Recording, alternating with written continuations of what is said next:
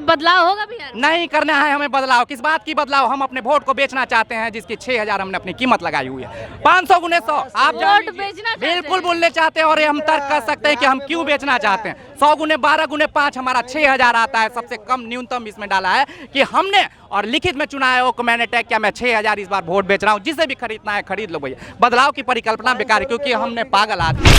कभी आपने सुना है कि रिक्शा वाला का बेटा कहीं रिक्शा वाला बनेगा? कभी आपने सुना है कि किसान का बेटा चाहता है कि किसान बने? वही नेता का बेटा विदेश में पढ़ता है और पुनः कहा जाता है कि राजनीति गंदी, और वो आता है और नेता बन जाता है, और जिंदाबाद कहने के लिए और तालियां बजाने के लिए ही तो हम बैठे हुए हैं, क्योंकि हम पागल हैं और आप लोग यहाँ जनता जो है वो बुद्धिमान, इसलिए हमें पागलों में रहने दीजिए। हमें घृणा आता है उन नेताओं को जो चोर बैठे हुए, हमें माननीय कहना पड़ता है, जिंदाबाद कहना पड़ता है। ये हमारी संवेदना।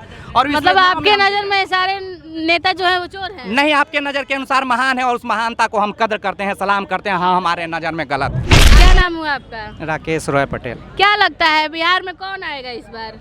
कौन आएगा? जो विधायक बनेगा वही आएगा, और कौन आएगा? जो विधायक बनेगा वो आएगा। हाँ। आपके हिसाब से आप किसे वोट देना चाहते हैं? हम वोट नहीं देना चाहते, हम नोटा दबाते हैं। नोटा दबाते हैं? हाँ। ऐसा क्यों? हम अनपढ़ और पागल आदमी, इसलिए हमको नहीं पता कि कौन नेता बनता है। आपको नहीं पता है? ना, क्या कोई मुख्यमंत्री बनेगा क्या? हमारे वोट देने से बन जाएगा?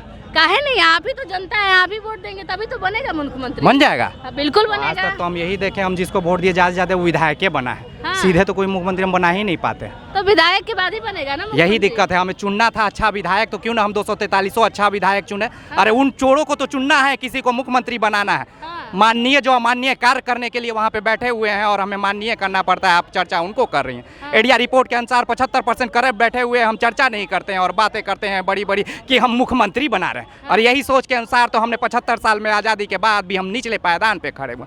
कभी हमने व्यवस्था बदलने की बात ही नहीं की, सिर्फ और सत्ता बदल देना चाहिए। एक नेता का बेटा विदेश में पढ़ रहा, हम जिंदाबाद करने के लिए बड़ा खुश है भैया। जिंदाबाद जिंदाबाद। सत्ता बदलेगा तभी तो व्यवस्था बदलेगा। ऐसा नहीं हो सकता है, क्योंकि तुम पढ़े लिखे तैयार ही नहीं किए हुए, और सत्ता तो कोई भी बैठ सकता है वहां से। नीतियां में तुमने दखल देना ही नहीं शुरू किया। अगर नीतियां एक बार बना जाए, चाहे सत्ता कोई भी बदलेगा और नीतियां के अनुरूप ही चलता है, इस बात को ध्यान रखिएगा। लेकिन नीति पे हम बात ही नहीं कर पाते, और नीति में वैसे लोग बैठ जाते हैं जिससे कोई मतलब नहीं होता है। नीचे से नीतियां तैयार नहीं होती, सिर्फ हम सत्ता बदल देंगे और आप ही हमें बैठा दीजिए ना, हम ही परिवर्तन कर देंगे। क्या दिक्कत हो रहा है भैया? वो राजनीति इसलिए होता है कि राज अनीति हो चुका है, तंत्र से लोग चल रहे हैं, और उसे आप लोकतंत्र कर रहे हैं और खुशहाल हो जाते हैं कि भैया ये तंत्र के रोग में लोकतंत्र की चर्चा कर रहे हैं। गजीब सी बात है भैया। जब हम लोकतंत्र की बात करने लगेंगे, अरे लोकतंत्र उस समय स्थापित था जब देश आजादी के बाद कुछ निर्णय लिया गया, संविधान को स्थापित किया गया। लेकिन आने वाले दिन में ऐसा लग रहा है कि तंत्र सब कुछ मैनेज करेगा। इसीलिए तो पैसे वाले लोग पैसे लेके आ जाते हैं, और जो गुंडे मवाली थे उसे बाहुबलिया का नाम रूप दिया और सत्ता में स्थापित हो चुके। और हमें तो जिंदाबाद कहने की आदत हो चुकी है। नेताजी भाषण देंगे,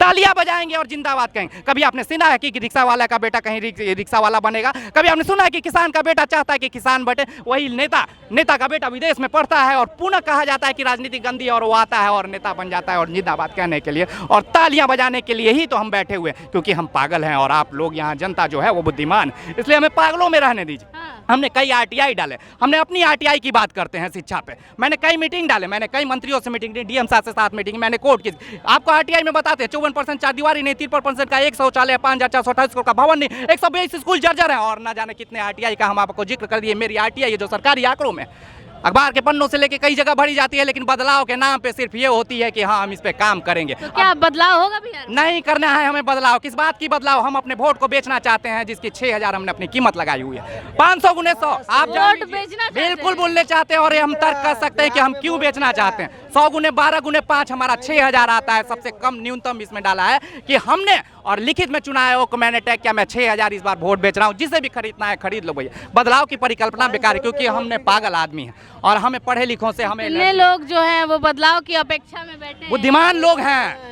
हम सिर्फ चर्चा वोट मिल रहे भैया, बोले बात सही है। हम सिर्फ चर्चा करते हैं। हमने कई परिचर्चा की है, ना जाने कितने लोग आते हैं हमसे परिचर्चा हम लोग करते रहे, क्योंकि हम पागल हैं, हम पढ़े लिखे नहीं हैं। हाँ बुद्धिजीवी मान लेते हैं और वो लोग बुलाते हैं, इसलिए कई परिचर्चाओं पे हम शामिल होता है। लेकिन हम अपने आप को बहुत बड़ा पागल मानते हैं। पागल है तभी तो आपसे चर्चा कर रहे हैं इतने समय में, वरना हम तो कहीं कुछ करते ना काम भैया। हम पागल हैं बैठे हुए हैं तभी ना, वरना बुद्धिमानों के भीड़ में पागल बन के क्या। और हम पागल रहना चाहते हैं, क्योंकि अगर हमने बुद्धिमान बन लिया, हमने कई एमएनसी में काम करने के बाद अपने आप को पागल स्थापित खुद को किया। हाँ लोग नहीं कह पाते हैं, शायद बुद्धिजीवी पागल को ही मान लेते हैं। तो चर्चाएं दृढ़ हो जाएगी और हम फिर पुनः अपने मकानों में बनाने में लग जाएंगे। लेकिन हम मुसहर लोगों पे काम करते हैं, हमारे साथ कई महिलाएं काम करती हैं और हम चाहते हैं कि वो बदलाव लाए वो थाली, और उस बदलाव के लिए हम लड़ाई लड़ते हैं और इसलिए हम पागल अपने आप को चाहते हैं। हमें कोई फर्क नहीं पड़ता है कि कौन लोग कितनी मंजिलें बना रही हैं, लेकिन तुमसे बात हम आँख से आँख मिला लेंगे, चाहे तुम मंत्री रहो, डीएम रहो, मुख्यमंत्री। जब भी हमें मौका मिला हमने बातों को रखा, लेकिन हमारे बातों के एवज में आज जो नेता, आप जो नेताओं की बात करिए, हमें घृणा आता है उन नेताओं को जो चोर बैठे हुए, हमें माननीय कहना पड़ता है, जिंदाबाद कहना पड़ता है। ये हमारी संवेदना।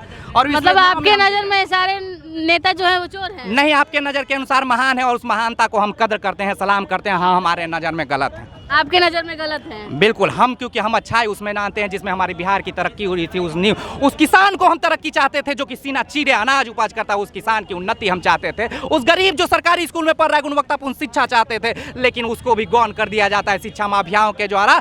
तो वो किसानों को हक ले लिया जाता है उस तरह के सामंती विचार के द्वारा। हम उसके खिलाफ लड़ना चाहते हैं और हमें जीने की आस नहीं, मरने की परवाह नहीं, इसलिए हम बातों को रखना चाहते हैं। चाहे कोई भी बाहुबली हो, उसे हम गुंडा के रूप में देखते हैं, चाहे आप जिसका भी नाम ले लो खुलेआम, हम गुंडा ही कहते हैं। इसलिए हमें कोई फर्क नहीं पड़ता है आपसे बात और किसी बदलाव की संवेदना। हम परिचर्चा करेंगे, लोगों को जताते रहेंगे और उन थालियों में खाते रहेंगे जहां मुसहर और डोम बैठे हुए हैं। और हम सीना नाम ले लेके हम चढ़ सकते हैं, चर्चा किसी भी जात का नाम ले सकते हैं और डंके की चोट पे नाम ले सकते हैं। मतलब आपको उम्मीद नहीं है कि बिहार में बदलाव होगा?